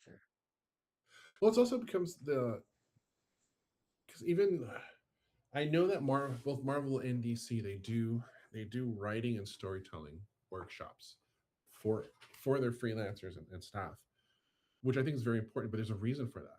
I think for that same reason, where you could probably draw better than Frazetta, but your storytelling isn't that great. Well, we hired you and you're a part of it, so we got to do a little bit of investment and kind of fine tune you so you can do better storytelling, because your artwork obviously sells. That's good. That's a good thing, and they do that. I don't know if it's quarterly or whatnot, but they do it where they have one established pro come in as the instructor, and then they have a group of freelancers, and they kind of show them the ropes. If it's Marvel, then probably it's going to be the Marvel method of visual storytelling and certain things, and things that take into account. Which I'm going to probably say that a lot of it's probably based off the Wallywood 22 panels here and there, and know how to use that correctly for your stuff. Because it at the end of the day, knowing how to do good storytelling, it also means that you're not killing yourself drawing detailed stuff every single panel, because it's not necessary. you know and it's good too to have the contrast of something that's super detailed and something that's simple, because your eye needs it. The human eye and the human brain needs to get a break visually from certain things here and there. But even just dabbling a little bit of like Alex Toth in there, that graphic sense into it really kind of helps for you to create like these really great compositions without a lot of effort. Um, but yeah, it is important to kind of know how you're storytelling, and that any company that has people hire, they should do that type of education to make sure that they're at that level and they keep maintaining that high level, because it's beneficial for everybody. Well, let's dig into uh the other side of this that popped in my head from everything you said. Sure. And oh God, really, I'm gonna. Who was that? Who was that? Who was that? This is literally a conversation that I had on the show. I mean, it was it was recently. I apologize to the gentleman that this was. It was. That's annoying because I know if I looked, I could figure it out so quick because it's somebody that's also literally a college professor. Right? I'm gonna start telling this story, and then I'm gonna figure it out all at the same time because my brain runs too ridiculously. So, um, it was an issue. Like I said, he was a teacher, and he had him do an AI assignment, right? Um, and they found in going through the AI that they were sometimes using it to correct things that or they were just using it to correct little things more than anything. Right? Was it Jeff? Was it Jeff? I think it was Jeff McClinchy. Yeah, I think and if I am wrong, I apologize. It's we do a lot of these over here, and you know, but yeah, it was Jeff. I'm 90% positive. Um, they're using it to fix little things, but at the same time, when they tried to use the AI to just create something, they had to go in and do so much, and then they had to like end up correcting something by whatever software or whatever they were using. Um, but they were also using it because this is what the student directly told him. They're like, oh, they were having a hard time with this one thing, and the AI was able to get that for you. Do you think if you people, artists, and I mean, people could draw, Mike would never do. I shouldn't even have said Mike Ruth. He's gonna like appear from candidate in my house for me, including him in a positive AI discussion. That's gonna Mike will kill me. Mike hates AI. I cannot express to you how much that uncouth Canadian individual despises the entirety of AI in any capacity. I am serious, dude. I think if it was a real thing, he'd fight it. Right? I really do. Right? I think he would just like epic battle. But do you think with it being used like that for artists to where it's like, oh, well, I can't figure this one thing out, and they use the AI, that in the long run lessens the creativity and problem solving in an artistic method. it's it's AI in general is already creating that those that are relying on it consistently, they're losing their sense of critical thinking. Not even to go into the creativity part of it. It's it's a very odd willingness to dumbify your senses, which a lot of people are like, yeah, I'm not gonna do this. I'll just do AI. It's like, but what happened to just thinking about it and writing a note, and kind of building up from that? No. So, and you're saying that now with a lot of professors and teachers saying that we're coming across students now that they have their critical thinking skills are incredibly dull, um, and they are okay with that. They're they're voluntarily fine with that. That's dangerous, because that means if you don't know how to think critically, you that only means that you can be easily manipulated, on a micro and macro scale, because you don't know how to think. It's a idiosyncrasy. Oh, what's it that movie Idiocracy? Literally, that's what it is. I You know, I oh my god, that's like I love that film. It's hilarious, and I think it breaking up is. there. Oh, there you go. I'm not now. Look at that. I snapped my fingers and kind of fixed it. What I've fixed it enough to where you could hear me. I'm having thoughts on a couple things, but this is like I said, this is a new thing for us. But We're gonna flip things around, do things. Don't worry about it. It's neither here nor there. Knock it off. It's only 10 more bucks. Go Sports Patreon, the questionnaire, right? Go do it.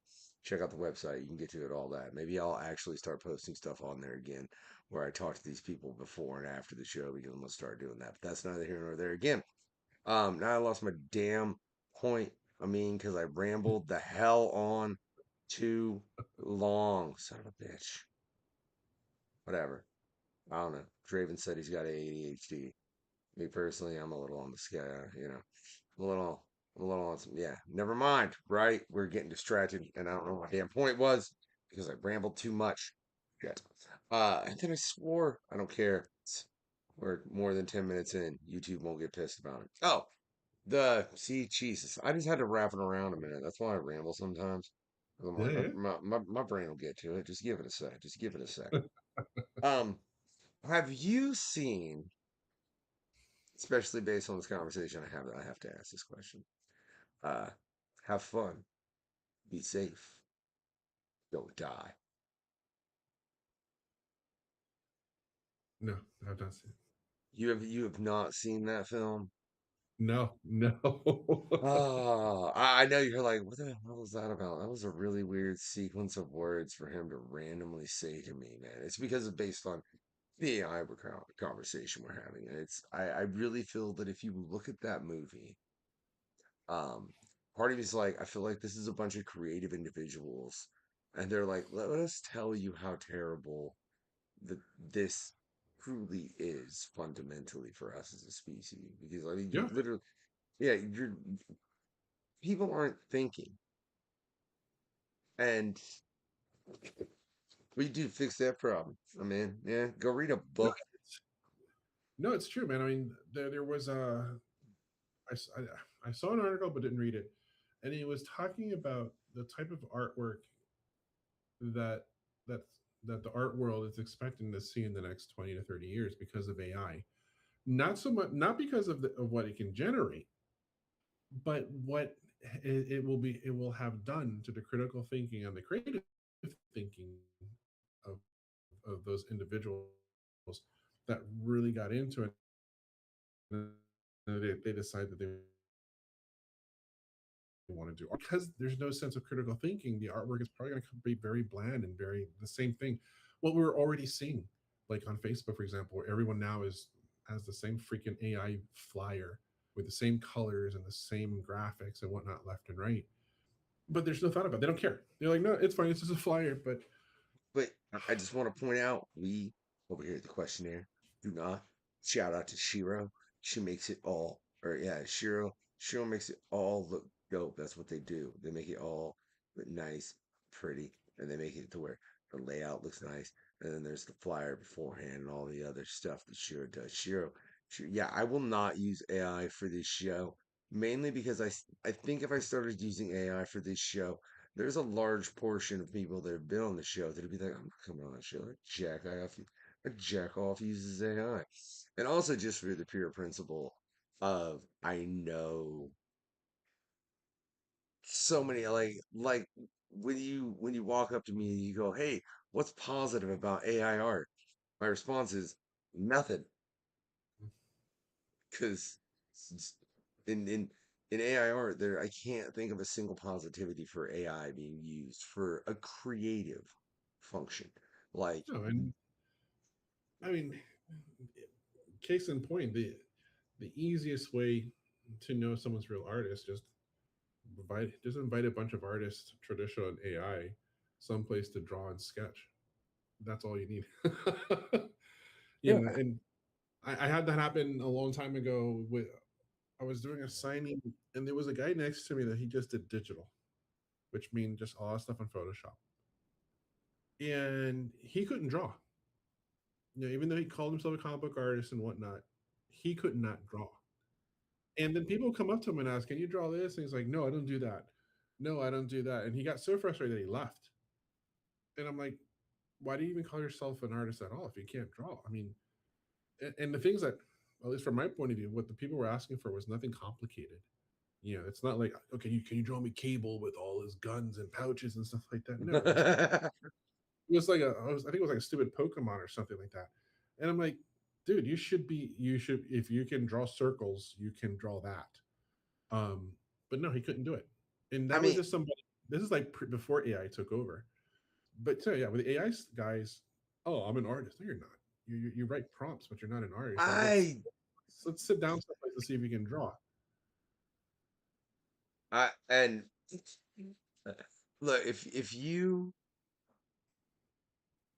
call yourself insert form of entertainer, whatever, musician, artist, Yep. writer, I don't care. Insert it. You call yourself an AI, or if you call yourself a blah blah blah, and you use AI, and that's how you make all those things, whether it's writing your lyrics, your scripts, making art, you are not any of those Mhm. things.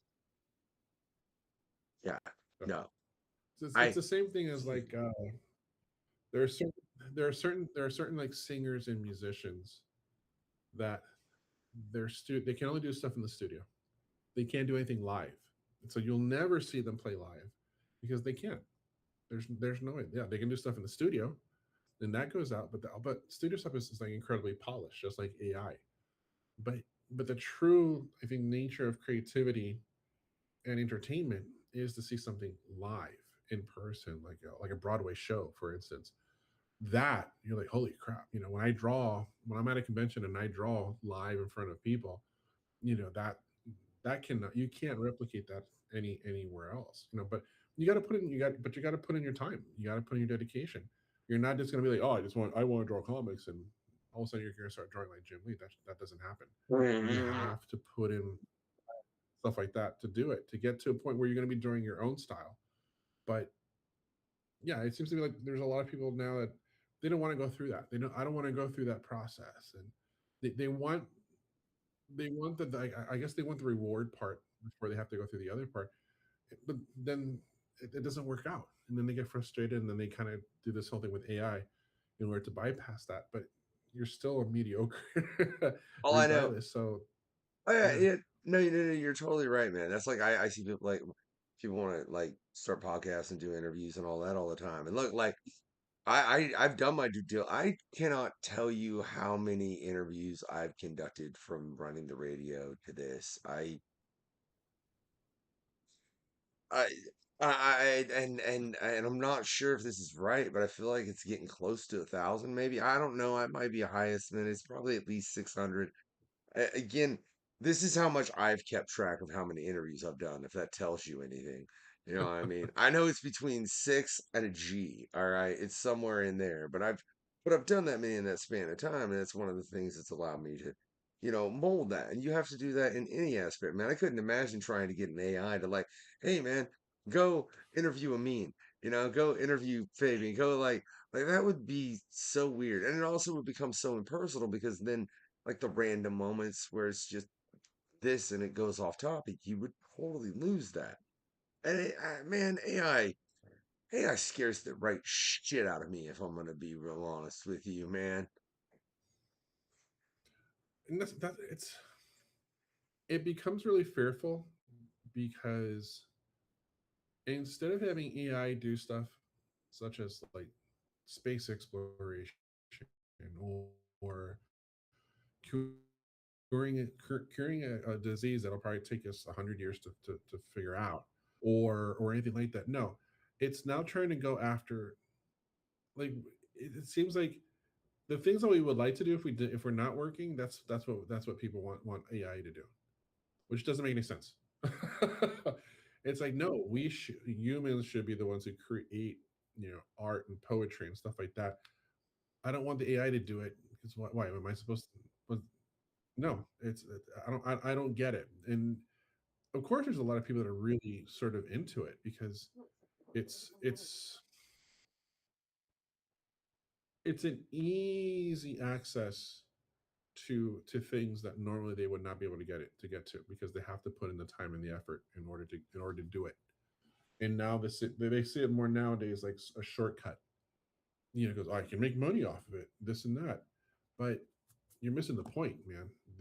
The journey is what really creates the great art, not being able to put in a prompt and then all of a sudden convince a lot of people a certain amount of convincing people that your stuff is worth a certain amount of money and then making that money. Like, no, that's not it. There's something more than that. But then again, at the same time, that's why they're not artists in the first place. I don't know. I kind of feel that it's my opinion is that the whole AI thing will self implode up to a point, and then all these people are going to jump into the next thing. You know, we saw it with Bitcoin. Everyone was in the Bitcoin. Now it's AI. Something else is going to come around. But the problem is that these idiots leave such a path of destruction that everything that they touch, it gets just I, yeah. It's I don't know. oh, It's really weird. well, no. You were saying what AI should replace, man, and I think I've got to bring up two past guests. I'm gonna name. Draven was saying you were name dropping earlier. I'm gonna name drop real hard right now, right? Because past guest Alan Henry, hell of an individual, man. And I'm honestly not positive what he's got going on right now. I know the most recent thing he did was he played the some of the main CGI characters within the Minecraft movie. Mhm. Um, but he said that AI would be best suited to replace CEOs. And I almost guarantee CEOs are using AI to help them make decisions. So yeah, let's just replace the CEOs because I guarantee the CEOs are already using it. Oh So yeah, I don't care, dude. You don't need to be making that much money if you're using something to do your job. Go away, right? The other one is something that was said, and this was on the entertainment aspect of it. It was said by Damien Potier. Uh, love Damien Potier, great individual. You need to if he's checking out if he's still doing Saving Sammy, you need to check it out. He was doing the whole thing with this horse, and it was phenomenal, and just the history of horses and how the fact of what horses did with us as far as and how important they used to be to us, just as a species, how important horses were.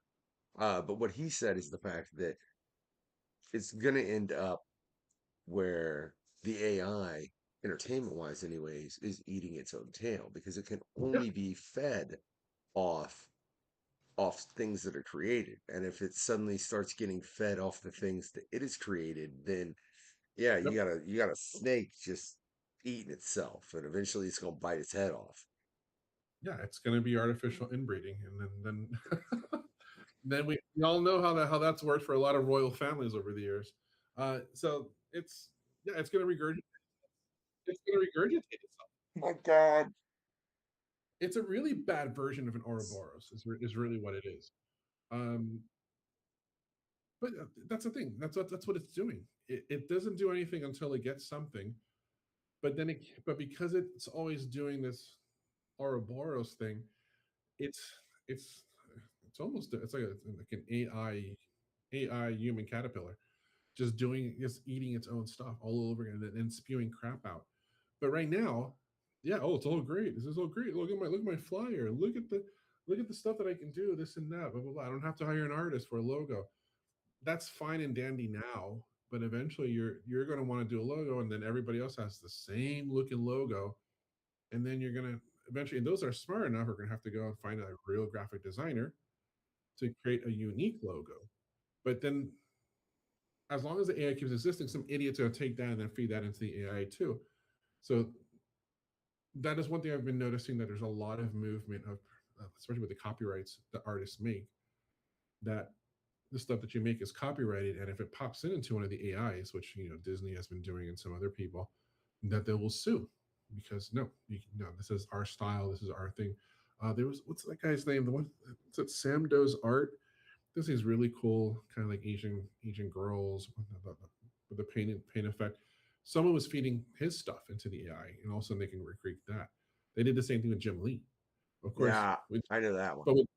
But with Jim Lee having Warner Brothers behind him, they're kind of like, no. You ain't gonna touch. You're not gonna do that. Boom.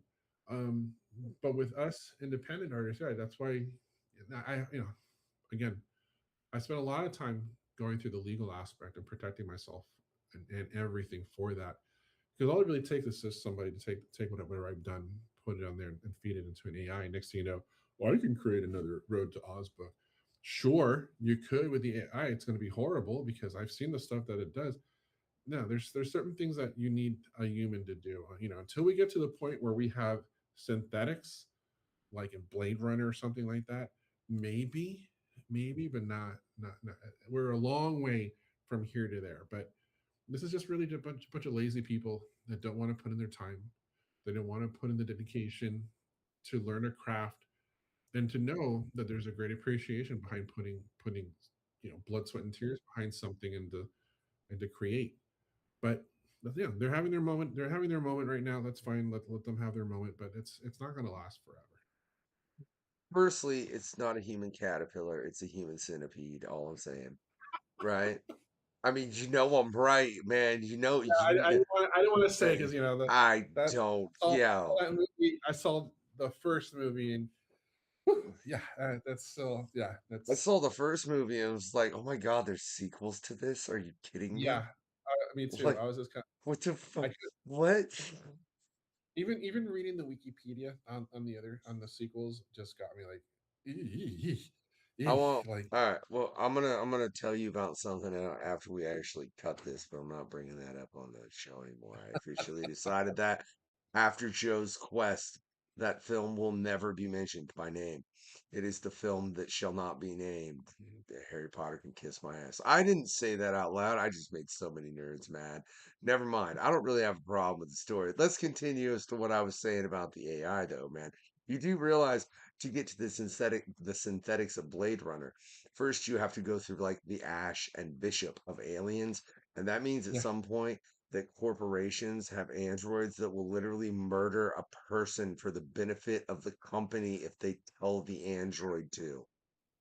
yeah. I mean, we have to go through. Yeah, I'm I don't good. know